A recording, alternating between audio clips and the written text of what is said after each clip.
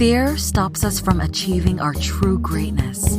Are you a professional woman who is feeling stuck, unmotivated, or burned out? Are you worried about your wellness? Are you letting fear stop you from crushing your goals? If you answered yes to any or all of these, then this is the podcast for you. Dr. Charmaine Gregory, night shift emergency physician, burnout thriver, and wellness champion, along with everyday heroes just like you, will explore how to face fear in our lives and emerge victoriously.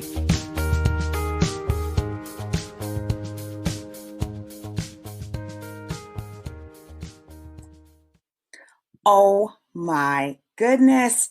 Hello, Fearless Freedom Tribe. I am kind of mixing it up and trying a couple of different things. And I tried doing a live show the other day and it worked out really well. So it ran live on the Fearless Freedom with Dr. G Facebook page. And then the next day it was uploaded to listen and everyone got a chance to listen to it. So I'm trying it again because I'm feeling kind of spontaneous. There you go. And so I wanted to share with you guys today, I wanted to share a little bit of the fear talk that I like to give. And basically I'm going to about the F in fear. Ooh, I know you can't wait because I sure can't. And so before we get into that though, I want to say a couple things. So I want to say so much. Thank you. We crushed it as a tribe. We have broken the 10,000 unique downloads barrier and many, many more milestones to come. So thank you for all that you have done to support the show, to share it, to subscribe, to leave comments, you name it. I really appreciate it. And it has been an amazing ride. So if you haven't heard the story of how the show got started, I just want to share that really briefly. So I am an emergency physician. I work nights in the emergency department.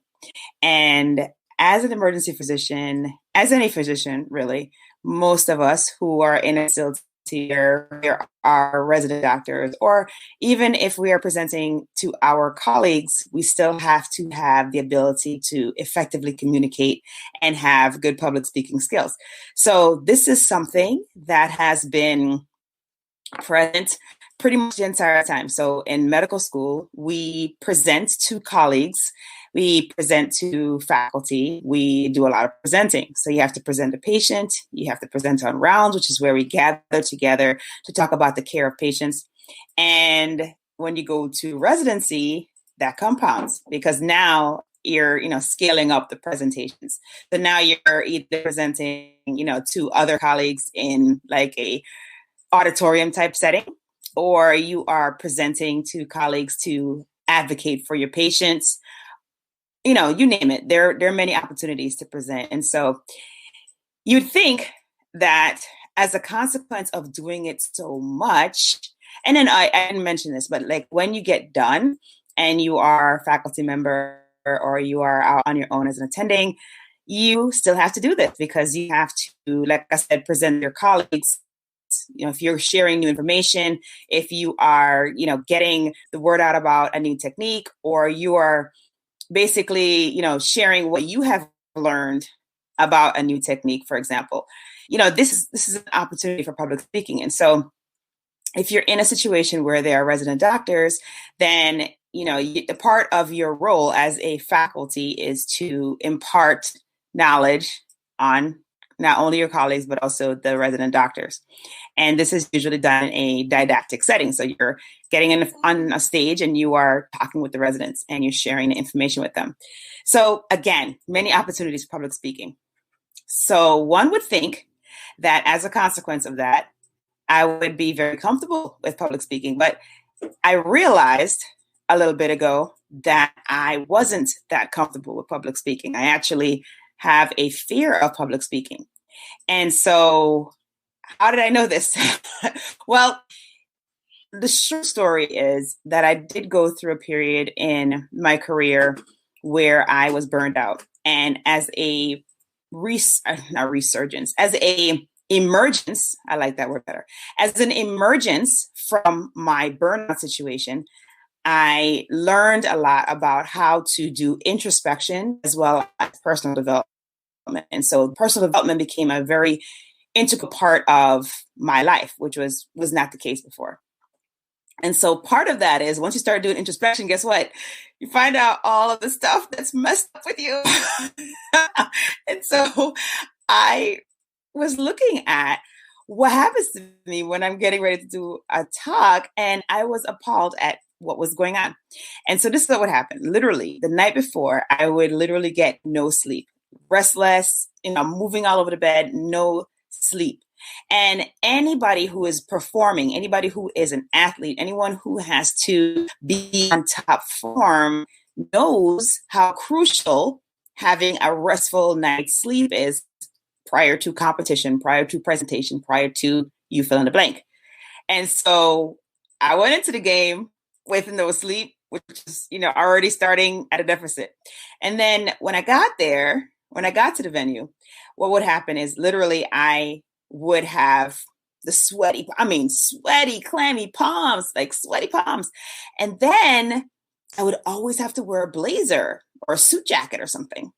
And the reason I had to always do that was because I just did not want to embarrass myself. I did not want to offend the audience, because I literally would have rainstorms, raging, ravenous, relentless rainstorms in both my armpits. And there would be this very unmistakable moisture ring that'd be on my blouse. And again, I didn't want to offend anybody. I didn't want to embarrass myself. And so I'd wear this blazer, where I would always wear a blazer or a suit jacket. Then the next thing that would happen, so sweaty, clammy palms, right? So can't shake anybody's hand, can't do any of that stuff, like always constantly wiping my hands because they were so sweaty. And then the ridiculous rainstorms happening in both of the armpits. The next thing that would happen was my heartbeat would be off the charts. And we are talking about somebody who normally has a heart rate 50s, maybe 60s, 50s, obviously when I'm in better shape. But I'm not the one that has a heart rate that's, a resting heart rate that's higher. And so in these situations, however, I literally would have a heart rate that would be charging forward in the 130s, 140s easily. And we're talking about an aberrant rhythm. We're just talking about sinus tachycardia. So just, I'm like just going, right? And that was crazy, because with that was this horrible sensation that literally my heart is saying, get me out of this cage. I just need to break free. And this is going to rip itself out of my rib cage and make a run for the hills. I mean, literally, this is what was happening. So I'm having ridiculous palpitations. I had sweaty palms, I had ridiculous rainstorms in the armpits. And that was just the physical stuff, right? Then the next piece was the mental, the audiogram that was on auto replay in my head. And literally that was saying things like, Jermaine, you're going to trip on that wire for the cord, for the microphone, and you're going to fall flat on your face, lady. You're going to break your face. There's going to be blood everywhere, blood on the floor, blood on the audience, blood on your suit. Then you're going to try to get back up and you're going to slip in your own blood and you're going to fall and break another part of you. Then when finally you have gathered yourself, when you have really figured out how to pull it all together and stand up, make your way over to the podium, you're going to grab that clicker and you're going to be like, click, click, click, click, click, click, click, click, click, and nothing is going to happen. Not a slide is going to appear on the screen to help you to reiterate or even make your initial point. None, zero, zilch, nada. And then you're going to open your mouth and no sound, zero sound, zero utterance, zero words are going to make an exit from your mouth. Vocal cords betraying you, mind betraying you. So this is what happens, right? This is what I went through, like every single time. And that right there, my friends, is my manifestation of my fear of public speaking. And so, of course, as anyone who is doing introspection and personal development will realize, that scenario right there just isn't right, isn't normal. And so, not to say that you should conform to normalcy, but what I'm saying is it's not a healthy situation, right? It is not something that's going to have positive energy emitting forth from you. And so I decided at that moment that when I realized this, when I recognized it, that I needed to do something differently, right? So what was I going to do? Well, like anything, any process, the first step is always going to be acknowledging that there is a problem, right? And the next step is going to be, okay, assessment and trying to figure out how can you make a way forward from this situation. And then, of course, the action, taking the action, like actually doing that. And so I literally decided in that space, in that place, I decided that I was going to do two things. I was going to take action in two ways. The first way was that I was going to get on more stages in front of more audiences in an attempt to expose myself so much that I would then become desensitized. I would then have the opportunity to not only, because the fear never goes away. We think that it does, but it doesn't. It stays there, but it is more a conversion of that energy from a negative energy to a positive energy, or it is a mitigation. So you have transformed that negative force into positive force, right? So now you have the fear still, but you acknowledge it and you have diminished its impact on you physically and mentally. So that was the first thing. So I said, I'm going to get on more stages. So I decided to become a public speaker and did that. Love it. It's great. It has done tremendous things, open doors I never imagined would ever be opened, or possibilities that I never even entertained. Absolutely phenomenal experience. Continuing on that journey, haven't stopped. Doing more virtual spaces, obviously, now that we are in the current crisis, but loving it. And then the next piece was starting the podcast. So that's how the Fearless Freedom with Dr. G podcast was born.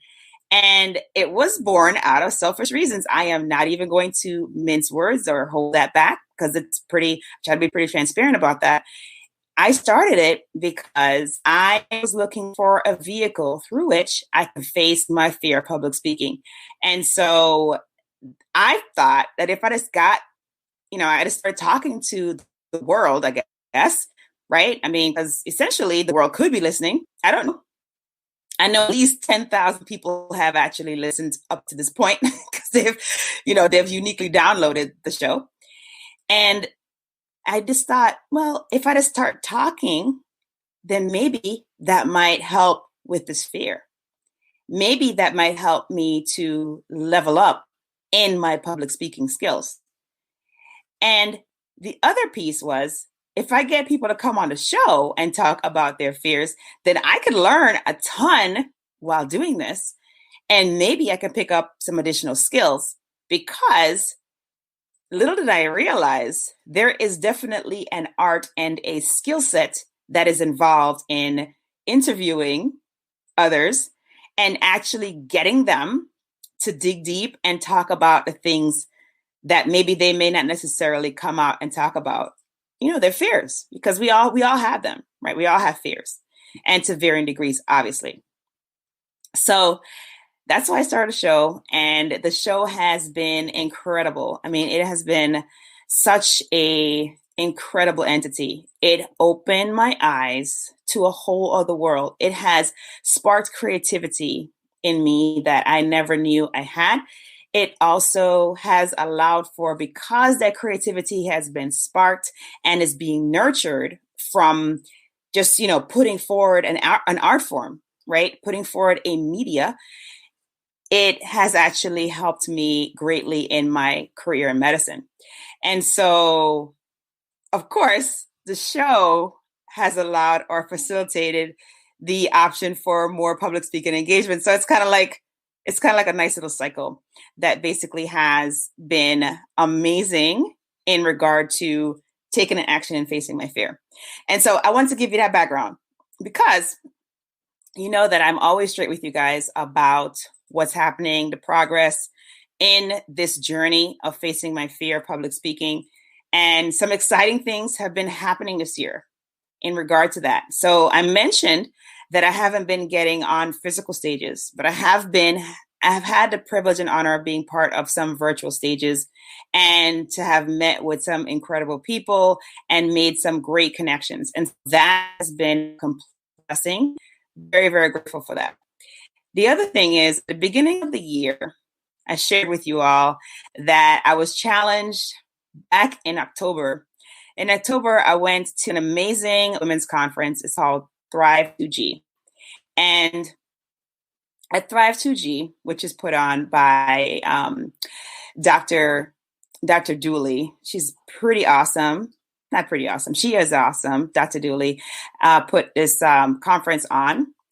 And basically, the conference focuses on, sorry, my shield was dropping, so I had to fix that. So excuse me showing you my armpit for those who are watching live. And so basically, she and her friend Marcia put this conference on, and the conference is phenomenal. It's a conference for women of color in medicine, and it is just a phenomenal conference. So here I was at this conference, and we're, hanging out in San Antonio at this really nice resort in San Antonio.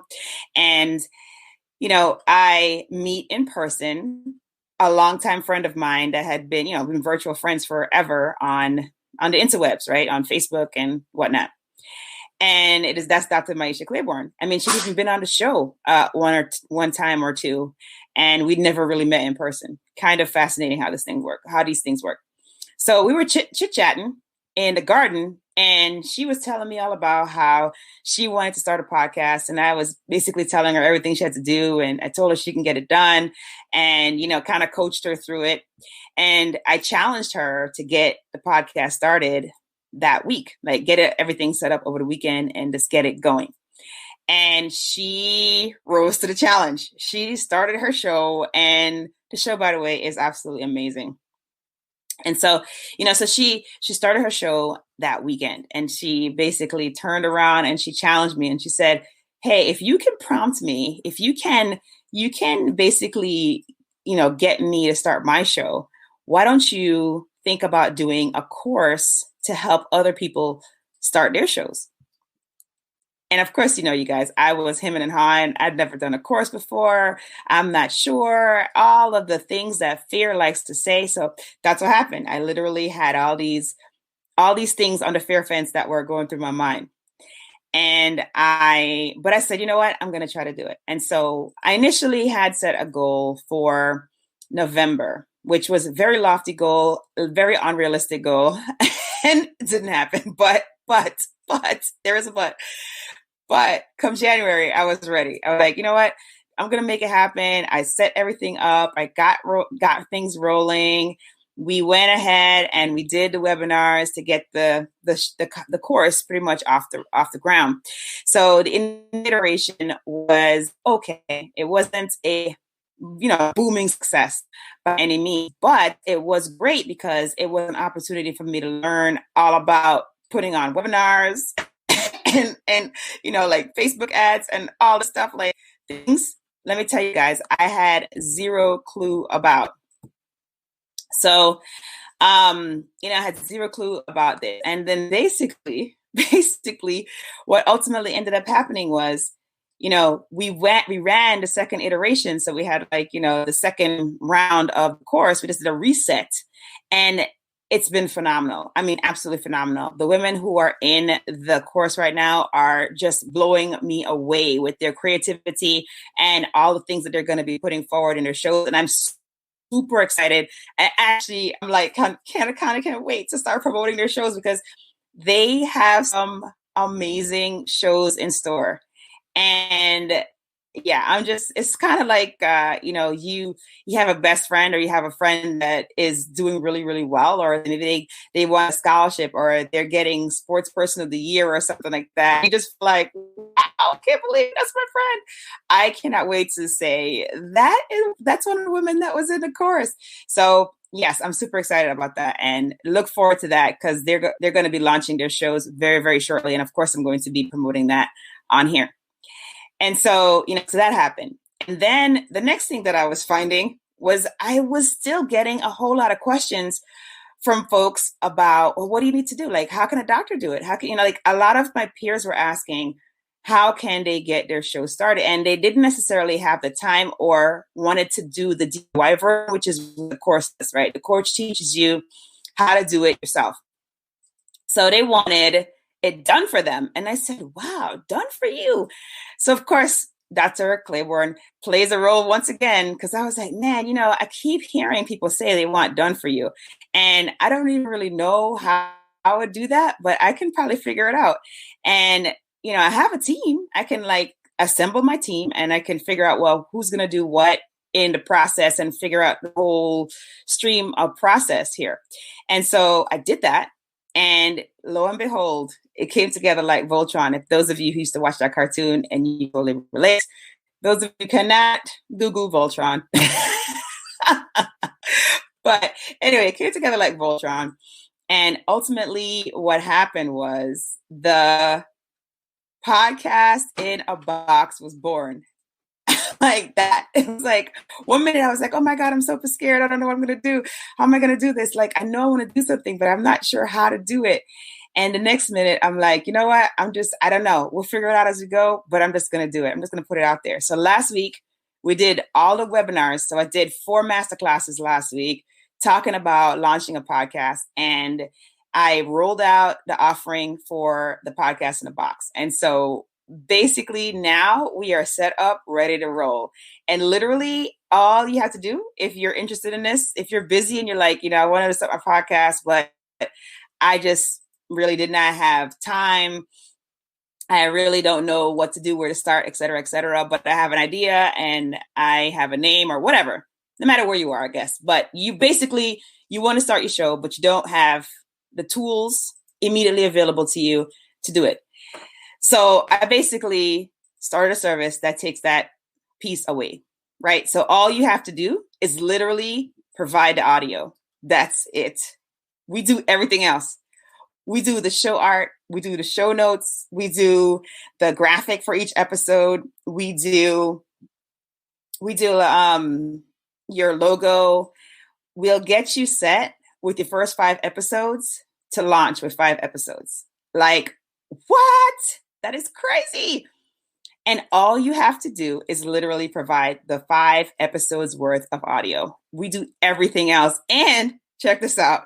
We also offer the ability to do a 10-page website. So if we can do a website add-on, like you can do an add-on, and we literally will, do the website for your show. And that's an add-on that you can have. You can also add on social media, and we can literally set up a Facebook ad campaign for you and get everything rolling to help to promote your show. Like, mind blowing. Like, it's so funny because when you let fear get in the way, you literally limit what you can do. Like, you limit the possibilities of what can happen. And when I said, you know what, I don't know how I'm going to do this, but clearly I have colleagues, I have friends who want to start shows and they just don't have the time to do the course, to do it yourself. And I know that this can be something that I can offer. And so, when you just jump off the fear fence and you just get into it, things kind of come together. They make it happen. So I just want to encourage you with that. So yeah, so the service is amazing. I was kind of like, man, I wish I had done something like that when I first started, but then I wouldn't be on this path. And you know the story. So I am super excited about that. So last week we launched that, and it is going really well, and I am very excited about it. And I look forward to working with everybody who's signing on and seeing how their shows turn out, and just following them, and glowing up, like totally glowing everybody up. And so there's that. So that happened last week. So another step in me facing my fear, you guys, another step. So I faced the big fear of starting the course in the beginning of the year. And then I just faced another big fear of stepping out and actually offering done for you services, which we launched last week. So yeah, I just wanted to share that. So if you did not make it to the masterclass, or you're looking to find out more information, definitely go to the THE podcast, PODCAST